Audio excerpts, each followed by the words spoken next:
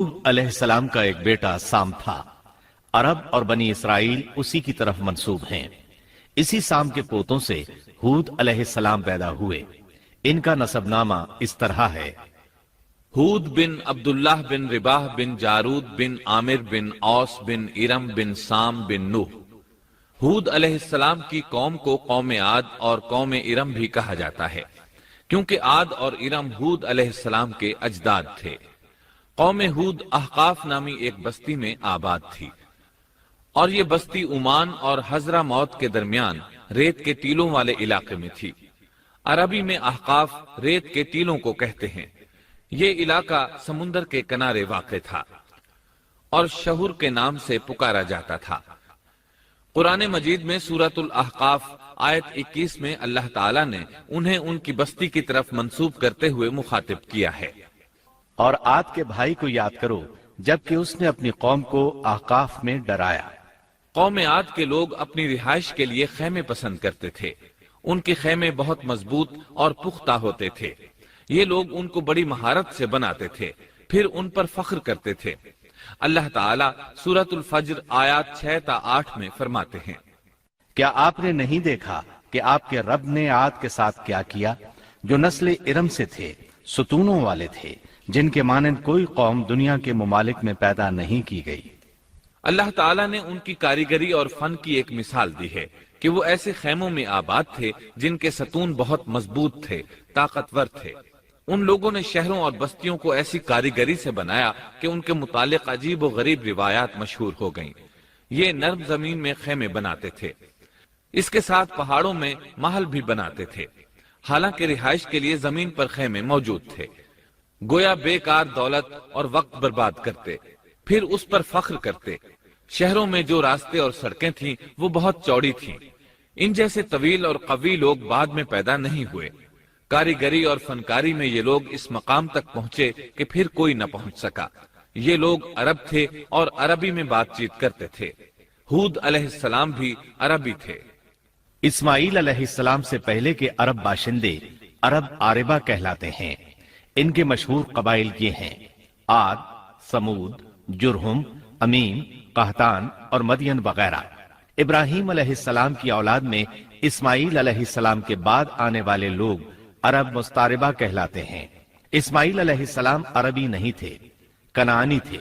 جب ابراہیم علیہ السلام اسماعیل علیہ السلام کو مکہ معظمہ میں چھوڑ آئے اور اسماعیل علیہ السلام نے عربوں سے میل جول قائم کیا تو ان سے عربی سیکھ لی اور اس میں بہت مہارت پیدا کر لی، یہاں تک کہ آپ کو عرب کا فصیح کہا جانے لگا۔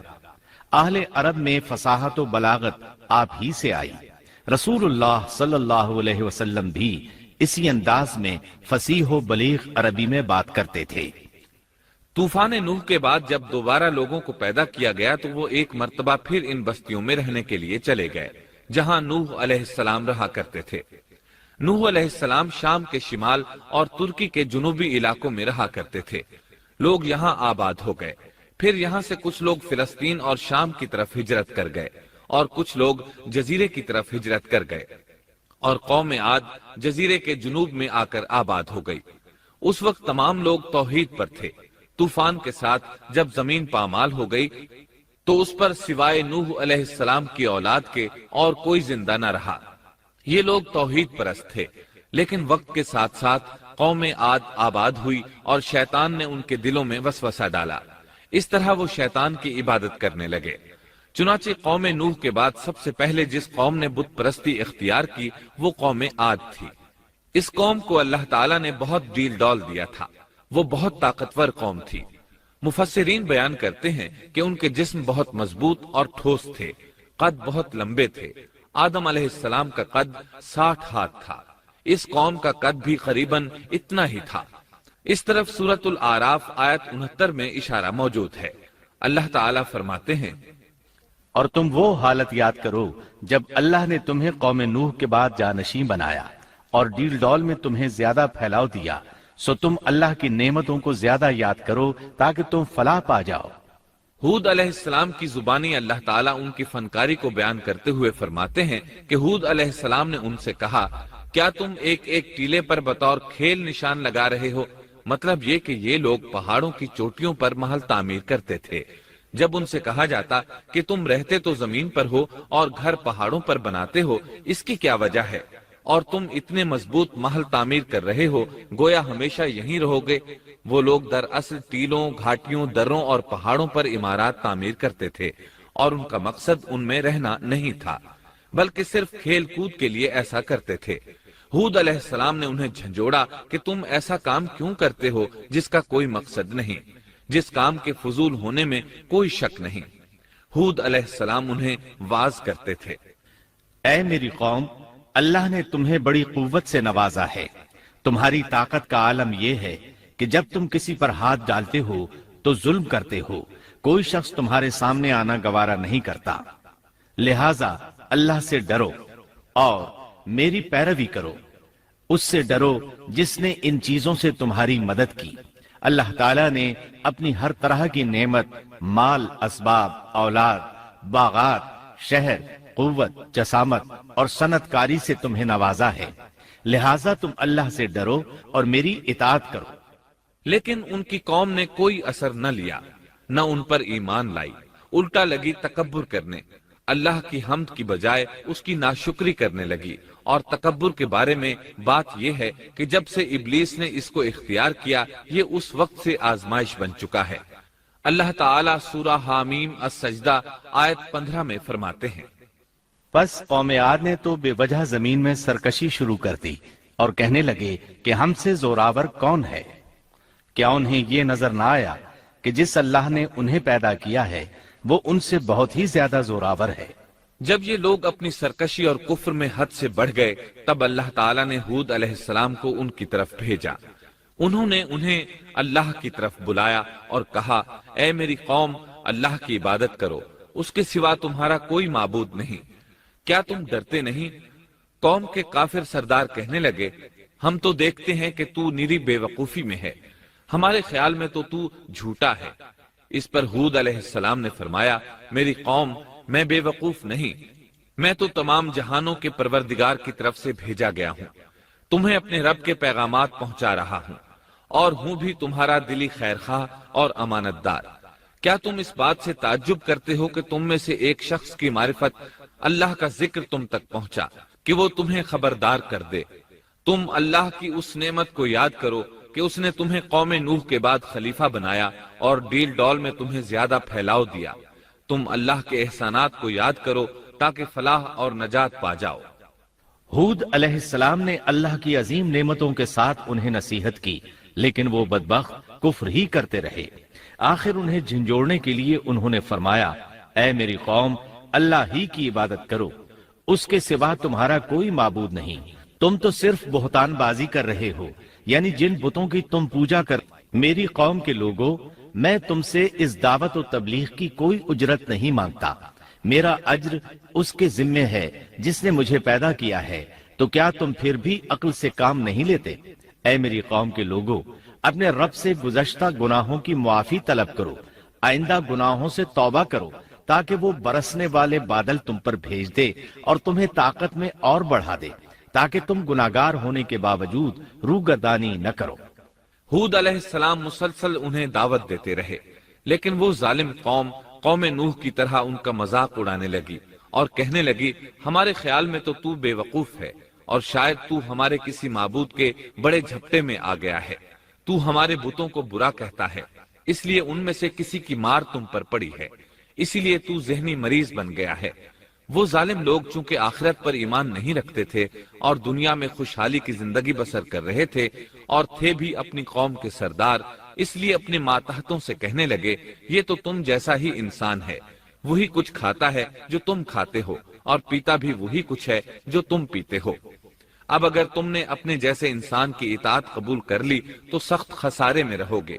کیا یہ تمہیں اس بات سے دھمکاتا ہے کہ جب تم مر کر خاک اور ہڈیاں بن جاؤ گے تو پھر زندہ کیے جاؤ گے؟ ہرگز نہیں، یہ بات امکان سے باہر ہے جس کا وعدہ تم سے کیا جاتا ہے۔ یہ زندگی تو صرف دنیا کی ہے، ہم مرتے جیتے رہتے ہیں، ہم پھر نہیں اٹھائے جائیں گے۔ یہ تو وہ شخص ہے جس نے اللہ پر جھوٹ باندھا ہے، ہم اس پر یقین کرنے والے نہیں۔ ہود علیہ السلام انہیں دعوت دیتے رہے، یہاں تک کہ ان کی قوم نے واضح طور پر کہہ دیا کہ آپ ہمیں واز سنائیں یا نہ سنائیں، ہم تو اپنی روش نہیں چھوڑیں گے، یہ تو پرانے لوگوں کا دین ہے۔ اس طرح قوم انہیں مسلسل جھٹلاتی ہی رہی۔ آخر ہود علیہ السلام نے بھی انہیں کھلم کھلا دھمکی دی اور فرمایا، لوگوں سنو، میں صرف تمہیں ہی نہیں اللہ کو بھی گواہ بنا کر اعلان کرتا ہوں کہ اللہ کے سوا جس کی عبادت ہو رہی ہے میں ان سب سے بری طرح بیزار ہوں۔ اب تم ہی نہیں اپنے ساتھ اوروں کو بھی بلا لو اور اپنے ان سب جھوٹے معبودوں کو بھی بلا لو، اور تم سے جو ہو سکے مجھے نقصان پہنچا دو، مجھے کوئی مہلت نہ دو، نہ مجھ پر ترس کھاؤ۔ یہ فرمانے کے بعد انہوں نے اللہ سے دعا کی، اے پروردگار، ان کے جھٹلانے پر تو میری مدد فرما۔ اللہ کی طرف سے آپ کو جواب ملا، یہ تو بہت ہی جلد اپنے کیے پر پچھتانے لگیں گے۔ اللہ کے نبی کا انکار کرنے، اس سے بغض رکھنے اور اس کا مذاق اڑانے والوں کا انجام کیا ہوا؟ اللہ نے انہیں ایسے زناٹے کی آندھی سے تہس نہس کیا کہ جس کی تاریخ میں مثال نہیں ملتی۔ اللہ نے ان سے بارش روک لی، اس سے خشک سالی کی کیفیت پیدا ہو گئی، درخت اور پھل ختم ہو گئے، وہ لوگ بارش کی خواہش کرنے لگے۔ اسی حالت میں ایک دن اللہ نے انہیں عذاب دینے کا ارادہ فرمایا۔ انہوں نے دیکھا ایک سیاہ بادل ان کی طرف بڑھ رہا ہے، خوشی سے اچھلنے لگے، کہنے لگے یہ بادل ہم پر برسنے والا ہے، جبکہ ان کا خیال غلط تھا۔ دراصل ابر کی صورت میں یہ وہ قہر الہی تھا جس کے آنے کی وہ جلدی مچا رہے تھے۔ وہ عذاب ان کی بستیوں کی تمام چیزوں، پھلوں، خیموں، درختوں کو تہس نہس کرتا ہوا آیا۔ اسے اللہ کا یہی حکم تھا۔ آندھی اس قدر زبردست تھی کہ پہاڑوں پر ان کے تعمیر کردہ محلوں تک کو اڑا لے گئی۔ مجرموں کا یہی بدلہ ہے۔ اللہ تعالیٰ سورۃ الزاریات آیت 41 اور 42 میں فرماتے ہیں، اسی طرح عادیوں میں بھی ہماری طرف سے تنبیہ ہے، جبکہ ہم نے ان پر خیر و برکت سے خالی آندھی بھیجی، وہ جس چیز پر گرتی تھی اسے بوسیدہ ہڈی کی طرح چورا چورا کر دیتی تھی۔ اس آندھی نے ہر چیز کو فنا کر کے رکھ دیا۔ اللہ تعالیٰ ان کی تباہی ایک جگہ ان الفاظ میں بیان کرتے ہیں، قوم عاد نے بھی جھٹلایا، پس کیسا ہوا میرا عذاب اور میری ڈرانے والی باتیں۔ ہم نے ان پر تیز و تند مسلسل چلنے والی ہوا ایک لگاتار منحوس دن میں بھیج دی، جو لوگوں کو اٹھا اٹھا کر دے پٹکتی تھی، گویا کہ وہ جڑ سے کٹے ہوئے کھجور کے تنے ہیں۔ پس کیسی رہی میری سزا اور میرا ڈرانا۔ یقیناً ہم نے قرآن کو نصیحت کے لیے آسان کر دیا ہے، پس کیا ہے کوئی نصیحت پکڑنے والا؟ ایک تیسرے مقام پر اللہ نے ان کی ذلت اور رسوائی کا ذکر یوں کیا ہے، قوم عاد بے حد تند اور تیز ہوا سے غارت کر دی گئی۔ وہ ہوا ان پر برابر لگاتار 7 رات اور 8 دن تک اللہ کے حکم سے چلتی رہی۔ آپ وہاں ہوتے تو دیکھتے کہ وہاں لوگ یوں چاروں شانوں چت گرے پڑے ہیں جیسے وہ کھجوروں کے کھوکھلے تنے ہوں۔ کیا ان میں سے کوئی بھی آپ کو باقی نظر آ رہا ہے؟ ہود علیہ السلام کو اللہ تعالیٰ نے اپنی رحمت سے نجات دی۔ باقی تمام جگہوں پر تباہی تھی، لیکن جس جگہ ہود علیہ السلام اور ان کے ساتھی تھے اس طرف یہ ہوا پھٹکی بھی نہیں۔ کہا جاتا ہے کہ ایک باڑ تھی جس میں ہود علیہ السلام، حیوانات، چوپائے اور ان پر ایمان لانے والے تھے، اور آندھی نے ہر چیز کو فنا کر ڈالا۔ اللہ تعالیٰ سورہ آراف آیت 72 میں فرماتے ہیں، غرض ہم نے انہیں اور ان کے ساتھیوں کو اپنی رحمت سے بچا لیا اور ان لوگوں کی جڑ کاٹ دی جنہوں نے ہماری آیتوں کو جھٹلایا تھا اور وہ ایمان لانے والے نہ تھے۔ اسی طرح سورہ ہود میں اللہ فرماتے ہیں، جب ہمارا حکم آ پہنچا تو ہم نے ہود کو اور ان کے ساتھیوں کو اپنی خاص رحمت سے نجات دی۔